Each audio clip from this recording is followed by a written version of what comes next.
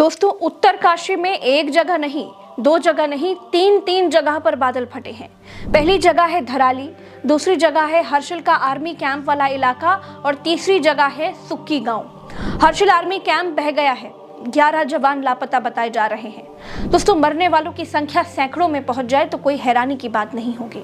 अकेले धराली गांव में 900 लोग रहते हैं, 200 से ज्यादा घर हैं, 20-25 होटल्स थे।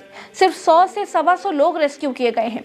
बाकी के लोग कहां गए, 20-25 होटलों में कितने पर्यटक थे, उसकी कोई गिनती ही नहीं है, क्योंकि होटल्स और होटल्स के सारे रिकॉर्ड सब कुछ मलबे में बह गया। दर्दनाक कहानियों का जो सैलाब आने वाला है ना, वो भावनात्मक लोगों को हिला कर रख देगा। इस प्रलय की गंभीरता का अंदाजा आप ऐसे लगाइए कि मलबे के नीचे कितने लोग दबे हैं, उसे खोदना मुश्किल हो रहा है। थर्मल स्कैनिंग के जरिए डेड बॉडीज खोजने की बातें चल रही हैं। दोस्तों, खबरें आपको कहीं भी देखने को मिल जाएंगी, लेकिन खबरों के पीछे क्या था वो आपको प्रज्ञा के पन्ना पर ही मिलेगा।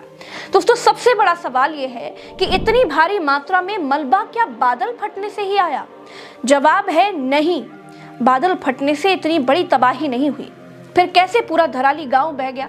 तो दोस्तों, इसका जवाब है कि बिल्कुल वैसे ही जैसे केदारनाथ में पूरा केदारनाथ बह गया था। चलिए मैं आपको विस्तार से पूरी बात समझाती हूँ। देखिए, केदारनाथ में क्या हुआ था। पहाड़ी पर एक जगह नदी के मुहाने पर पत्थर अटक गया था। जब पानी का दबाव बढ़ा तो पत्थर हट गया और एक साथ पानी केदारनाथ घाटी में आ गया और केदारनाथ में आपदा आ गई। कुछ वैसा ही धराली गांव के ऊपर भी हुआ। दोस्तों, धराली गांव हिमालय की दरार पर बसा हुआ है और पिछले 10 साल से नदी में फंसा हुआ एक बड़ा पत्थर हटने की कोशिश कर रहा था। धराली गांव में 1864, 2013 और 2014 में भी पहाड़ पर बादल फटे थे। इससे खीर नाले ने तबाही मचाई थी।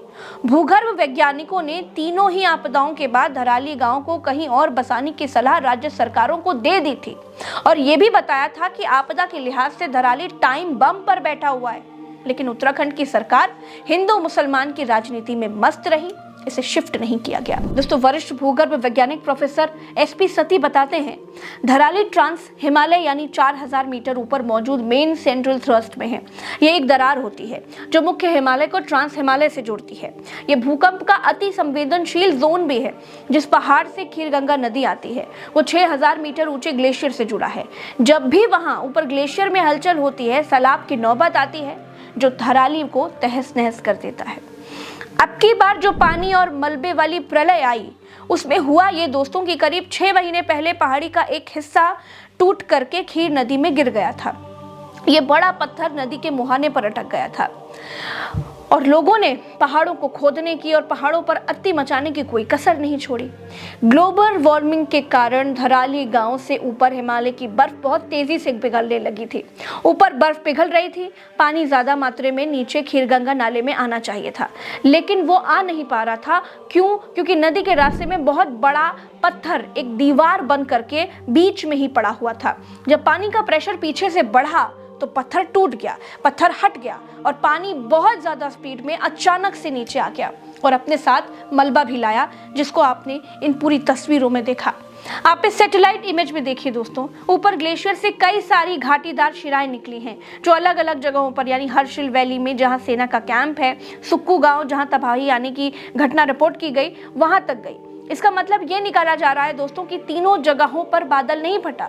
ग्लेशियर टूटने के बाद जब पानी की मात्रा ऊपर बढ़ी तो अलग अलग शिराओं से अलग अलग जगहों पर पानी प्रलय बनकर नीचे उतरा, क्योंकि धराली गांव बिल्कुल ही खीरगंगा के मुहाने पर बसा था और घुमावदार जगह पर नाला मुड़ रहा था। इसीलिए धराली गांव पूरा का पूरा सैलाब के चपेट में आ गया।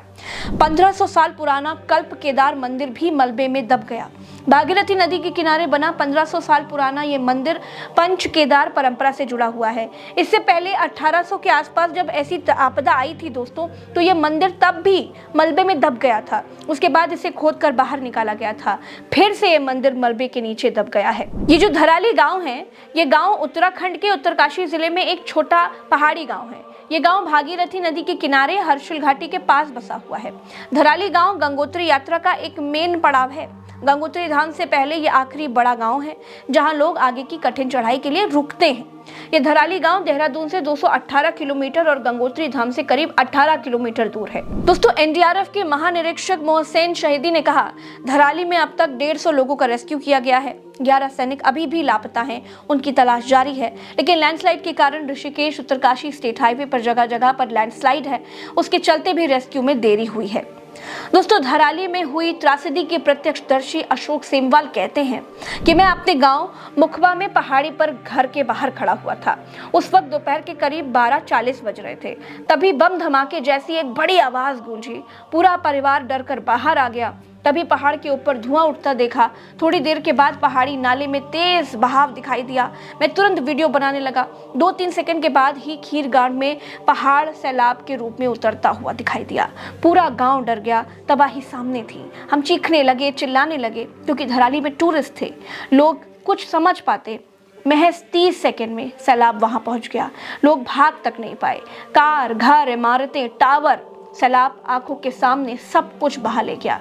पूरा गांव मैदान बन गया। वहां मेरा दोस्त खुशी रहता है। कई जान पहचान वाले भी हैं, लेकिन किसी का कुछ भी पता नहीं है। चारों ओर 15 से 20 फीट का बड़ा मलबा है। दोस्तों, हर्षिल, मुखबा और धराली तीनों उत्तराखंड के बड़े पर्यटन स्थल हैं। धराली छोटा सा गांव है जहां करीब 600 की आबादी रहती है। दोस्तों, उत्तर प्रदेश मेरे लिए मेरा शरीर जैसा है, तो उत्तराखंड मेरे लिए मेरे प्राण जैसा है। इस स्थिति को समझने के लिए मैंने उत्तरकाशी के वरिष्ठ पत्रकार त्रिलोचन भट्ट जी से भी वहां के हालातों के बारे में चर्चा की। उन्होंने जो बताया वो आपको और भी ज्यादा चौंका देगा। आप भी सुनिए। जी देखिए, कहने के लिए तो ये प्राकृतिक आपदाएं कहा जाता है। कभी बादल फट जाते हैं या कभी बाढ़ आ जाती है, लेकिन वास्तव में ये जो असंतुलित विकास है, अवैज्ञानिक विकास है, असली बात इसकी ये है। हम लगातार सड़कों पे भी कहते हैं, लिखते भी हैं, वीडियो में भी बोलते हैं कि भैया इस तरह का विकास हमें नहीं चाहिए। जब इंसान ही नहीं रहेगा तो इस विकास का हम करेंगे क्या?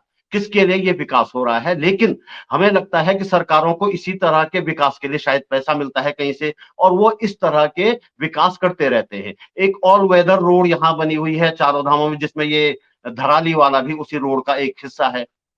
और बद्रीनाथ केदारनाथ के लिए भी बहुत चौड़ी सड़क, जिसकी पहाड़ों के लिए इतनी जरूरत ही नहीं है। भाई हम तो कहते हैं कि हमारे जो है ना, हमारा कद भी छोटा है, हमारी गायें भी छोटी होती हैं, लेकिन हमें इतनी चौड़ी सड़क नहीं चाहिए। हम सकरी सड़क से भी जा सकते हैं, लेकिन इनको पैसे खपाने हैं और उसमें कमीशन मिलता है। तो इस तरह के विकास लगातार किए जाते रहे हैं।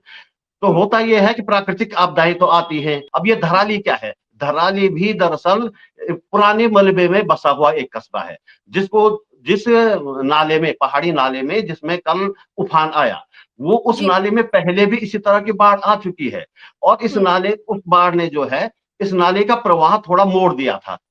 ये बाईं तरफ की बजाय दाहिनी तरफ इसका प्रवाह हो गया था, और बाईं तरफ जो मलबा भर गया था उसमें दुकानें बन गई, रिजॉर्ट बन गई, होटल बन गए, दुकानें बन गई, तमाम तरह की पता नहीं क्या क्या चीजें बन गई। लेकिन जब फिर से वही बात हुई तो उसने अपना पुराना प्रवाह पकड़ लिया और फिर से उस तरफ चला गया, पुराने प्रवाह की तरफ। तो नाले नदियां तो अपना पुराना प्रवाह पकड़ती ही रहती है। एक और बात आप धराली में देखेंगे, हाँ, धराली हाँ, के ठीक नी- धराली के ठीक नीचे भागीरथी है। तो हाँ, भागीरथी का प्रवाह भी शायद उस पुरानी बाढ़ की वजह से ही कुछ पीछे खिसक गया है। पहले हाँ, भागीरथी इधर थी, अब पीछे है। तो आधा आधा उसका हिस्सा जो है भागीरथी के प्रवाह में है, और बाकी कुछ हिस्सा उसके इस नाले के, जिसको खीर गंगा कहा जा रहा है, इस नाले हाँ, के प्रवाह के बीच जहाँ में पर है। बादल तो फटा है। मैं कह रहा हूं ना कि इस गदेरे में पहले भी बाढ़ आई थी, हाँ, और वो जो नया हिस्सा जो कल ढहा है, बुरी तरह से तिनकों की तरह जो बिखर गया, वो उस मलबे में ही था। तो पहली बात तो ये है, जहां इस तरह के इलाके हैं, इस तरह के गदेरे जिस जो नाले हैं, उसके आसपास नहीं बनने चाहिए, ऐसे निर्माण होने नहीं चाहिए। पहले का जो पुराना आप धराली गांव देखेंगे कि वो उसी से लगता हुआ, लेकिन बिल्कुल सेफ है, वहां कुछ नहीं हुआ कल के उसमें। लेकिन जो हाँ, नई बसावट है, नए नए जो बने हैं, वो सारे हाँ, हाँ, तबाह हुए हैं। इसका जी। मतलब हम ध्यान ही नहीं दे रहे हैं। और रोकेगा कौन? कोई अथॉरिटी भी तो होते ना, कोई रोके उनको, भैया यहाँ हम्म, मत बनाओ, दूसरी जगह बनाओ, लेकिन कोई रोकने वाला नहीं है। वैसे ही वो गंगोत्री हाईवे है, वहां पे हम्म, रिजॉर्ट बन गए, वो बन गए, बस पैसों पे लोगों का ध्यान है, इस तरफ तो ध्यान ही किसी का नहीं है। भाई एक दिन हम मरेंगे, इस तरफ पे तो ध्यान देना चाहिए। किसी दिन आ बिल्कुल। गया, लगातार लोग कह रहे हैं। और ये नाला जो है, ये नाला कोई छोटा नाला नहीं है, ऊपर ग्लेशियर से निकलता हुआ नाला है, एक तरह से ग्लेशियर लेक से ही इसमें पानी आता है। हालांकि बिल्कुल। ग्लेशियर ग्लेशियर अब कम हो गए हैं, तो लेक में भी पानी पानी अब बढ़ गया होगा बल्कि, तो वहीं से इसमें पानी आता है। अब इसमें विवाद है, कुछ लोग कह रहे हैं कि हो सकता है ग्लेशियर लेक फटी हो, लेकिन इसका अभी खैर वो भूवैज्ञानिक बताएँगे। लेकिन लगातार ये इतना लंबा चलता है ये नाला, तो बहुत हम्म। बड़ा इसमें मलबा आने की तो वो थी। उसके बाद जो मोरेन होता है, जो ग्लेशियर का छोड़ा हुआ जो मलबा होता है, वो वहाँ आस-पास जमा होता है। दोस्तों, आपने सुना, ये जरूर एक प्राकृतिक आपदा थी, इसमें किसी का हाथ नहीं था, लेकिन इसे टाला भी जा सकता था।